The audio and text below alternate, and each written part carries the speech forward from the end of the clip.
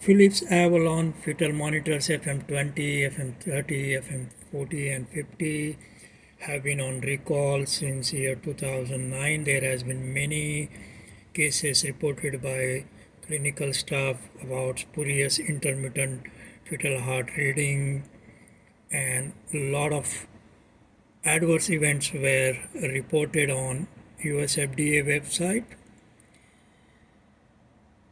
The one that you see here, the adverse event report number 9610816-2020-00015, that was reported on January 3rd, 2020.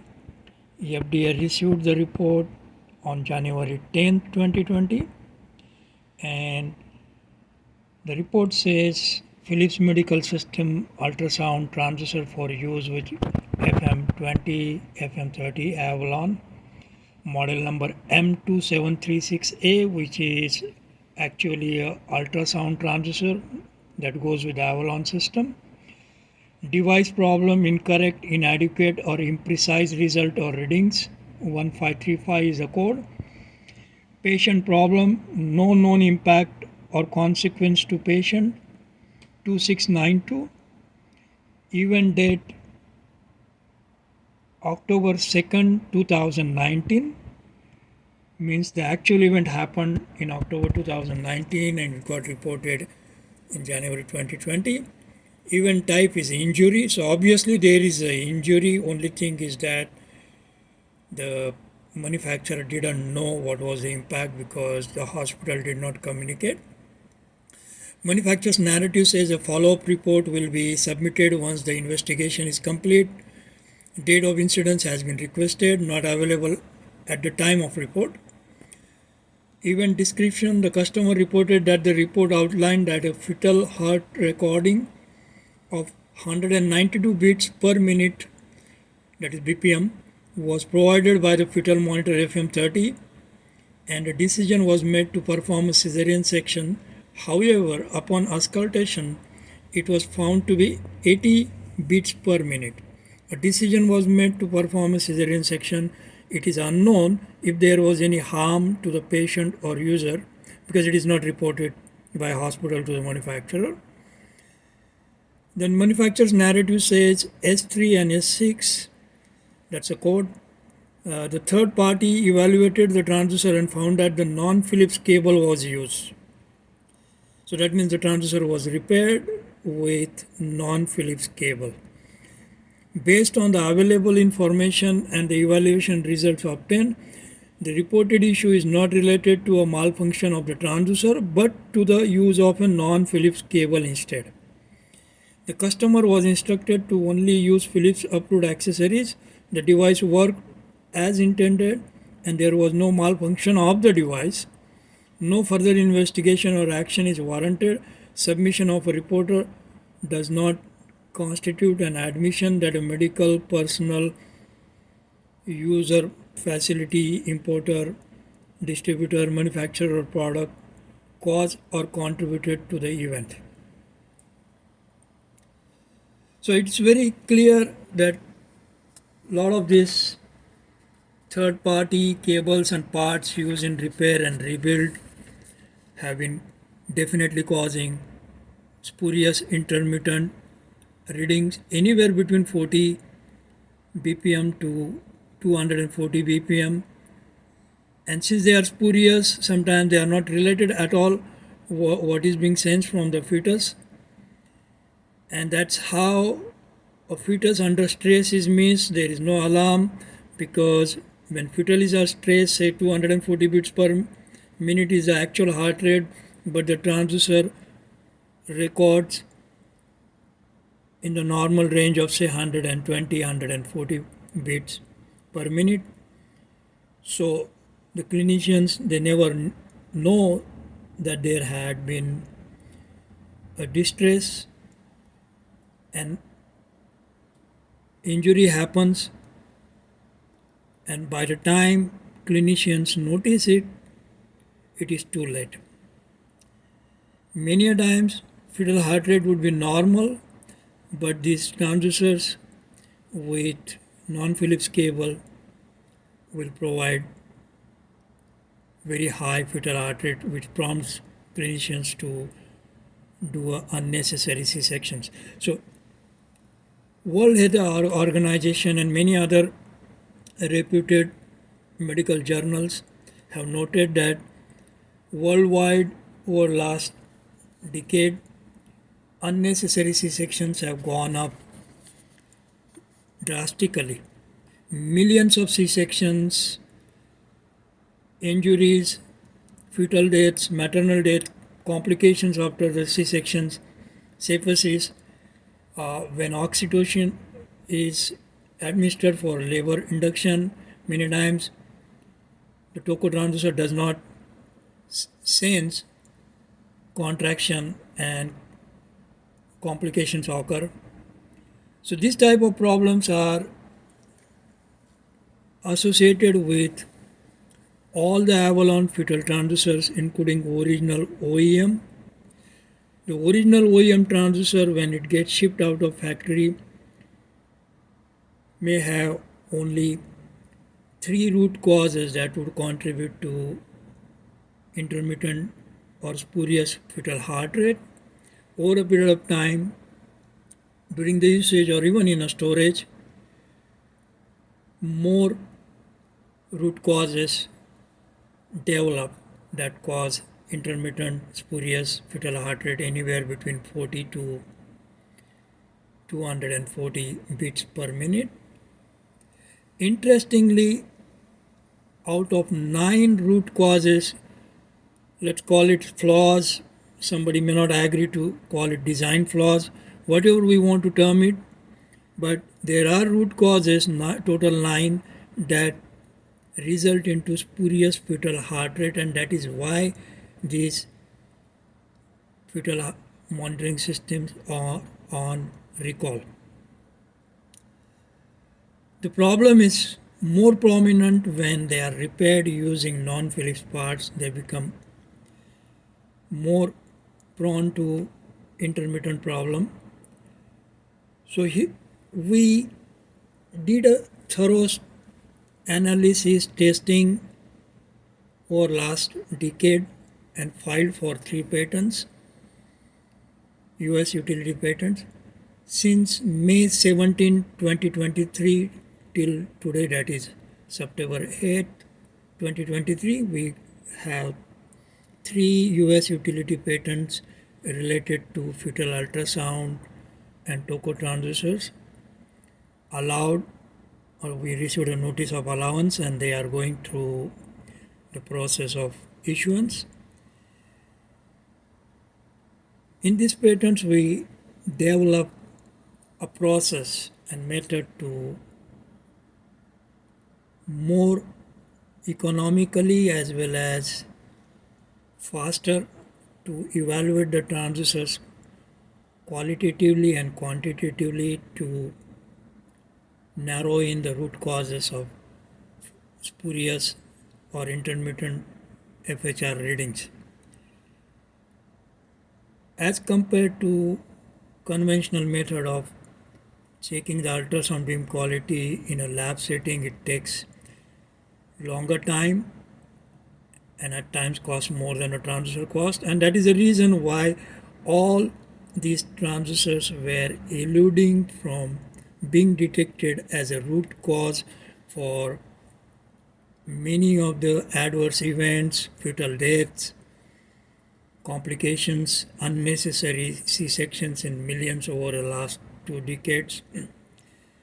So our patent covers the process to detect them quickly. Once they are confirmed, they can be sent for reconfirmation to a lab testing, and that is how the clinicians would know whether the device was the cause of the problem or not. In majority of the cases, transducers are the one which cause the spurious FHR reading, because complete signal processing in case of Philips Avalon ultrasound transducer model M2736A, M2736AA, as well as the latest model 867246 is done inside the transducer head, and the final readings are passed on to the fetal monitor to be displayed as well as recorded on the strip chart recorder. So here there are transducers here.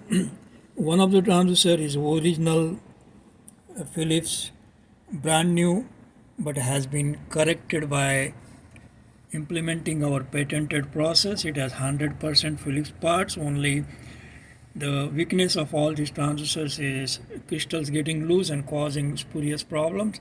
So all these crystals have been bonded, implementing our patented process. If this transducer is dropped from 22 feet height onto a concrete or any hard floor, the crystals will not come up. Only way to get them off is by destroying the plastic case. So this transducer is not going to give any spurious response. Whereas there are almost about 20 transducers from one of the hospital. They have come for a testing, implementing our process. We are going through checking them. One of the typical with this, all these transducers repaired by a third-party company. As you see, one of these has the original Philips top and bottom case written, but the cable has been changed.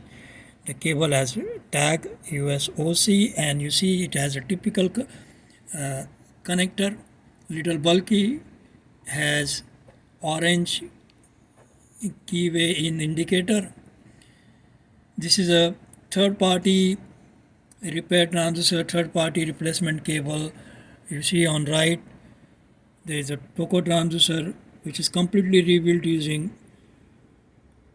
non-Philips top bottom cases. Same cable, it has the label PRTS, but the cable is the same with the same connector. That means it is manufactured by the same company. Probably these are repaired by the same company. There's another transducer which is M2734A Toco transducer, just repaired. It has PRTS label here, same cable connector, non-Philips. There is rebuilt transducer ultrasound with the same cable. It has label USOC on right, and all these transducers, some of them they have a tag from the end user saying that they don't function continuously or they have intermittent contraction tracing if it is a Toco. So user has some observations noted there. There is another Toco rebuilt transducer with the same cable with a PRTS label. There is another transducer here which is repaired, keeping the original Toco and bottom cases. It also has PRTS tag. Is the same connector, very distinguished connector. There are a couple more here. There is another repair transducer with a different type of cable, and there is a third type which is third party, where it has a white connector boot. So all these are third party repaired with non-original cable as said into event report, just read out. The link will be provided in the description so you can check it out. They give spurious intermittent problem and cause unnecessary intervention, C-sections. In some cases, fetal stress is not detected and there can be a stillbirth. So it's better to have them tested and taken out of service. So let's check out. We have a Toco transducer. Normally, that's one Toco transducer is used in a hospital when patient is monitored. So let's check this transducer is original Philips transducer, not repaired or rebuilt or anything. It's working. Let's zero it. Once we put the weight on the diaphragm, the Toco number or count goes to 41, so it has a good sensitivity. Let's remove it and keep it connected. This is the original ultrasound transducer into socket 1. The transducer that has been already corrected implementing our patented process. So let's set the FHR sound volume middle and check it out using the procedure given in Philips manual. So it's making sound, and as you see it's FHR1, so you should see a reading there. Let's use a metal plate which will be more easier, and you can see the FHR reading should go up.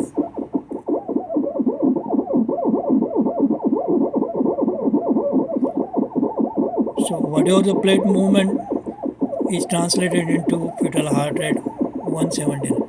If I take it out the plate, there is no subject in front of the fetal transducer face. The FHR, there shouldn't be any reading at the most. Now since it's not monitoring anything, it may give signal loss error because there is no subject in front of it.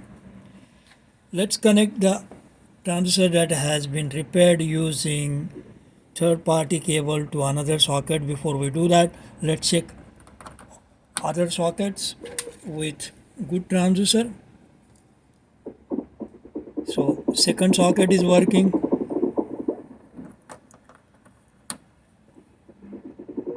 Third socket is also working. So let's remove it and put repair transducer which has a tag USOC into socket 3. So it works. Let's put our working transducer which is corrected by patent process in number 1, and now there are no subjects in front of both the transducers. Both have been connected, so none of the transducers should give any reading. As you see, FHR1, there is no reading. We just connected the repaired transducer, which is this transducer, to socket 3, and none of those should give spurious reading. If we monitor them for a couple of hours, they should not give any reading. You see, now actually the FHR1 is the transducer that is repaired, which is giving spurious reading, whereas FHR2 is the transducer that is corrected implementing the process. You see, so this is FHR2, and now let's see FHR1. We select the sound here, FHR, and this is the FHR1.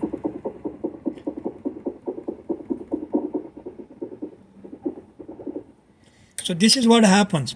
These transducers, they start detecting spurious FHR, and when fetus goes under the stress or even dies, it will continue giving some reading. This is the major problem with this. Let us take out some other transducer and test it out. Let's take out this transducer. There is another rebuilt transducer which is completely rebuilt, in the sense top bottom cases have been changed. Let's put in a socket 3. As you see, this has a PRTS tag, completely rebuilt transducer with top and bottom third party cases. There is no serial number there.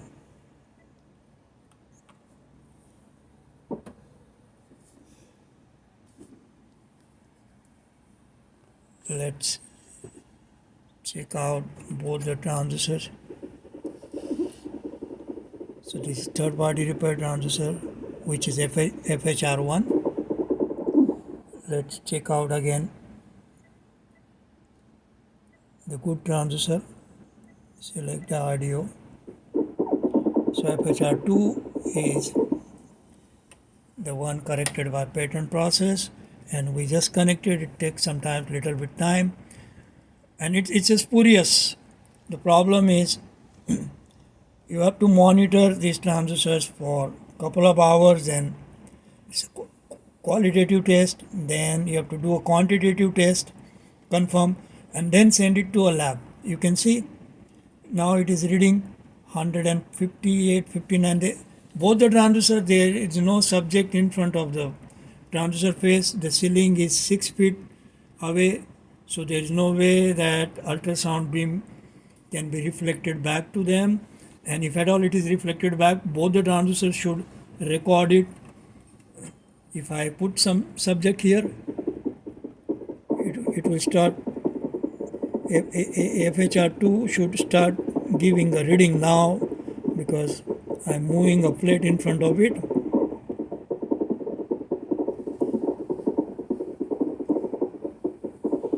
You can see FHR2 reading is now 206. I remove the plate.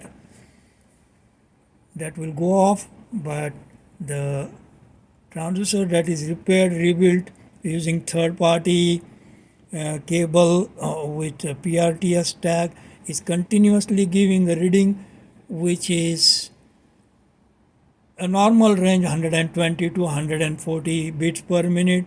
There is no fetus. If fetus is dead, it will continue giving the normal reading. There won't be any low alarm or high alarm, and that is how a dead fetus is missed, or that is how a stressed fetus is missed. And that is why it is important to check all these repair transducers with third-party cables and parts and crystals glued by non-conformal process.